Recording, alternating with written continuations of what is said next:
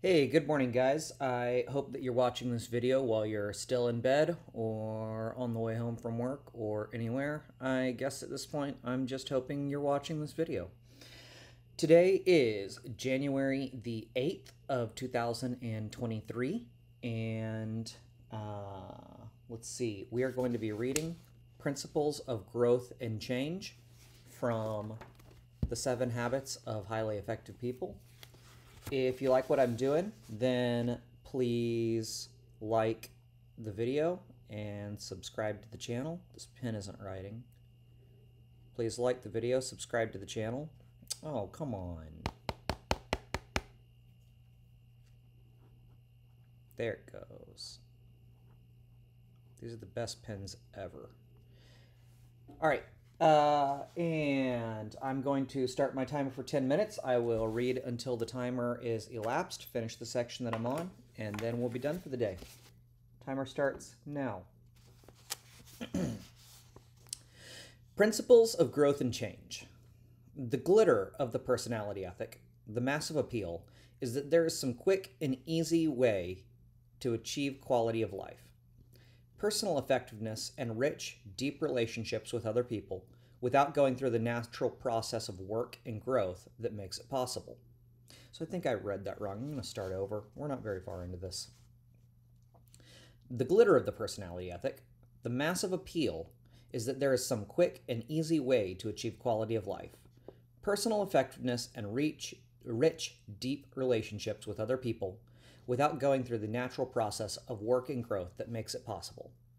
Its symbol without substance. It's the get-rich-quick scheme promising wealth without work, and it might even appear to succeed, but the shimmer remains. The personality ethic is illusory and deceptive, and trying to get high-quality results with its techniques and quick fixes is just about as effective as trying to get to some place in Chicago using a map of Detroit. In the words of Heinrich Fromm, an astute observer of the roots and fruits of the personality ethic, today we come across an individual who behaves like an automaton, who does not know or understand himself, and the only person that he knows is the person that he is supposed to be, whose meaningless chatter has replaced communicative speech, whose synthetic smile has replaced genuine laughter, and whose sense of dull despair has taken the place of genuine pain. Two statements may be said concerning this individual. One is that he suffers from defects of spontaneity and individuality which may seem to be incurable. At the same time, it may be said of him, he does not differ essentially from the millions of the rest of us who walk upon this earth. In all of life, there are sequential stages of growth and development. A child learns to turn over, to sit up, to crawl, and then to walk and run. Each step is important, and each one takes time. No step can be skipped. This is true in all phases of life, in all areas of development, whether it be learning to play the piano or communicate effectively while working with a working associate. This is true in all phases of life, in all areas of development, whether it be learning to play the piano or communicate effectively with a working associate. It is true with individuals, with marriages, with families, and with organizations. We know and accept this fact or principle of process in the area of physical things, but to understand it in emotional areas, in human relations, and even in the area of personal character is less common and more difficult. And even if we understand it, to accept it and to live in harmony with it are even less common and more difficult. Consequently, we sometimes look for a shortcut, expecting to be able to skip some of these vital steps in order to save time and effort and still reap the desired result. But what happens when we attempt to shortcut a natural process in our growth and development? If you are only an average tennis player but decide to play at a higher level in order to make a better impression, what will result? Would positive thinking alone enable you to compete effectively against a professional? What if you were to lead your friends to believe you could play the piano at a concert hall level while your actual present skill was that of a beginner? The answers are obvious. It is simply impossible to violate, ignore, or shortcut this developmental process. It is contrary to nature, and attempting to seek such a shortcut only results in disappointment and frustration. On a 10-point scale, if I am at level 2 in any field and desire to move to level 5, I must first take the step toward level 3. A 1,000-mile journey begins with the first step and can only be taken one step at a time. Now I'm going to stop real quick. I have always loved that expression, that phrase, and I haven't thought about it or said it in many years, so I'm going to underline that. I liked saying that, and I'd like that to pop out at me.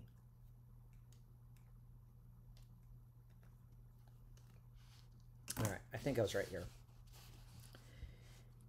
If you don't let a teacher know what level you are by asking a question or revealing your ignorance, you will not learn or grow. You cannot pretend for long, for you will eventually be found out. Admission of ignorance is often the first step in our education. Thoreau taught, how can we remember our ignorance, which our growth requires, when we are using our knowledge all the time? Okay, I want to say that again. How can we remember our ignorance, which our growth requires, when we are using our knowledge all the time? I recall one occasion when 2 young women, daughters of a friend of mine, came to me tearfully, complaining about their father's harshness and lack of understanding. They were afraid to open up with their parents for fear of the consequences, and yet they desperately needed their parents' love, understanding, and guidance. I talked with the father and found out he was intellectually aware of what was happening. But while he admitted he had a temper problem, he refused to take responsibility for it and to honestly accept the fact that his emotional development level was low. It was more than his pride could swallow to take the first step toward change. To relate effectively with a wife, husband, children, friends, or working associates, we must learn to listen. And this requires emotional strength. Listening involves patience, openness, and the desire to understand, highly developed qualities of character. It's so much easier to operate from a low emotional level and give high-level advice. Okay, this is a thinker. To relate effectively, we must learn to listen. Okay, that's fine. And this requires emotional strength. Listening involves patience, openness, and the desire to understand. Highly developed qualities of character. Okay, it's this last sentence. It's so much easier to operate from a low emotional level and to give high-level advice. Okay. Our level of development is... hold on, though. Isn't that weird? He's saying it's easy to give high-level advice if you're operating on a low level. Maybe there's some context I don't understand. You guys give a comment in the description below, but to me this seems like the opposite of what you just said, but maybe I'm just reading it oddly. Okay. Our level of development is fairly obvious with tennis or piano playing, where it is impossible to pretend, but it is not so obvious in the areas of character and emotional development. We can pose and put on for a stranger or an associate. We can pretend, and for a while we can get by with it, at least in public. We might even deceive ourselves, yet I believe that most of us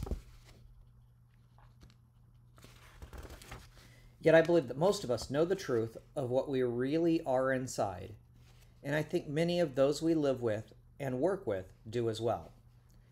I have seen the consequences of attempting to shortcut this natural process of growth, often in the business world, where executives attempt to buy a new culture of improved productivity, quality, morale, and customer service with strong speeches, smile training, external interventions, or thorough mergers, acquisitions, and friendly or unfriendly takeovers. But they ignored the low trust climate produced by such manipulations. When these methods don't work, they look for other personality ethic techniques that will, all the time ignoring and violating the natural principles and processes on which a high trust culture is based.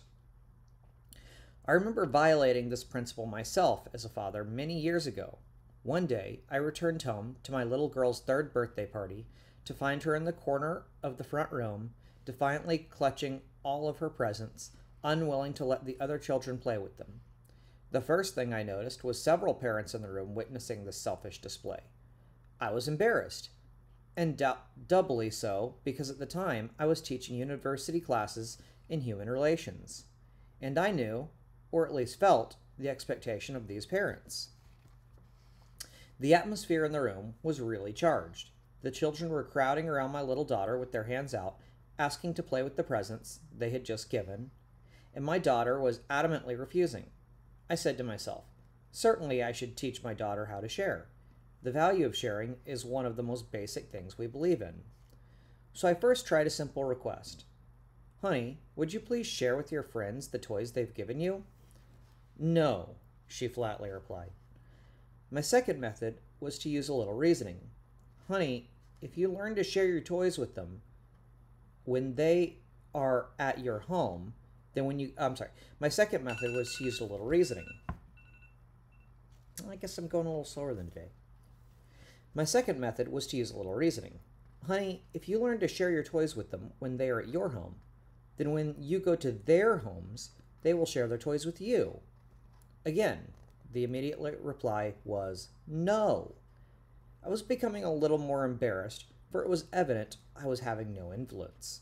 The third method was bribery. Very softly I said, Honey, if you share, I've got a special surprise for you. I'll give you a piece of gum. I don't want gum, she exploded. Now I was becoming exasperated. For my fourth attempt, I resorted to fear and threat. Unless you share, you will be in real trouble. I don't care, she cried. These are my things. I don't have to share. Finally, I resorted to force. I merely took some of the toys and gave them to the other kids. Here, kids, play with these. Perhaps my daughter needed the experience of possessing the things before she could give them. In fact, unless I possess something, can I ever really give it? She needed me as her father to have a higher level of emotional maturity to give her that experience. But at that moment, I valued the opinion those parents had of me more than the growth and development of my child and our relationship together. I simply made an initial judgment that I was right. She should share, and she was wrong in not doing so. Perhaps I superimposed a higher level expectation on her simply because, on my own scale, I was at a lower level. Or I was unable or unwilling to give patience or understanding, so I expected her to give things. In an attempt to compensate for my deficiency, I borrowed strength from my position and authority and forced her to do what I wanted her to do. All right, I want to reread this one. This is also a clunky sentence. But at that moment, I valued the opinion those parents had of me more than the growth and development of my child and our relationship together. I simply made an initial judgment that I was right. She should share, and she was wrong in not doing so. Perhaps I superimposed a higher level of expectation on her simply because, on my own scale, I was at a lower level. I was unable or unwilling to give patience or understanding, so I expected her to give things. In an attempt to compensate for my deficiency, I borrowed strength from my position and authority and forced her to do what I wanted her to do. But borrowing strength builds weakness. It builds weakness in the borrower because it reinforces dependence on external factors to get things done. It builds weakness in the person forced to acquiesce, stunting the developmental and independent reasoning, growth, and internal discipline. And finally, it builds weakness in the relationship. Fear replaces cooperation, and both people involved become more arbitrary and defensive. And what happens when the source of borrowed strength, be it superior size or physical strength, position, authority, credentials, status symbols, appearance, or past achievements, changes or is no longer there? Had I been more mature, I could have relied on my own intrinsic strength, my understanding of sharing and of growth, and my capacity to love and nurture, and allowed my daughter to make a free choice as to whether she wanted to share or not to share. Perhaps, after attempting to reason with her, I could have turned the attention of the children to an interesting game, taking all that emotional pressure off my child. I've learned that once children gain a sense of real possession, they share very naturally, freely, and spontaneously. My experience has been that there are times to teach and times not to teach. When relationships are strained and they are charged with emotion, an attempt to teach is often perceived as a form of judgment and rejection. But to take the child alone, quietly, when the relationship is good, and to discuss the teaching or the value seems to have much greater... But to take the child alone, quietly, when the relationship is good, and to discuss the teaching or the value seems to have much greater impact. It may have been that the emotional maturity to do that was beyond my level of patience and internal control at the time. Perhaps a sense of possessing needs to come before a sense of genuine sharing. Many people who give mechanically or refuse to give and share in their marriages and families may never have experienced what it means to possess themselves, their own sense of identity and self-worth. Really helping our children grow may involve being patient enough to allow them the sense of possession, as well as being wise enough to teach them the value of giving and providing the example ourselves. All right, so you guys, that section was called Principles of Growth and Change. Tomorrow we will read The Way We See the Problem is the Problem. And if you like what I'm doing, then like I said at the beginning of the video, please click like and subscribe to the channel. And if you want to hear some music, then just go to Spotify and you can search for William K. This is my music. I'm proud of it, and I hope that you will enjoy it too. So, have a nice day, good morning, and I'll see you later. Bye-bye.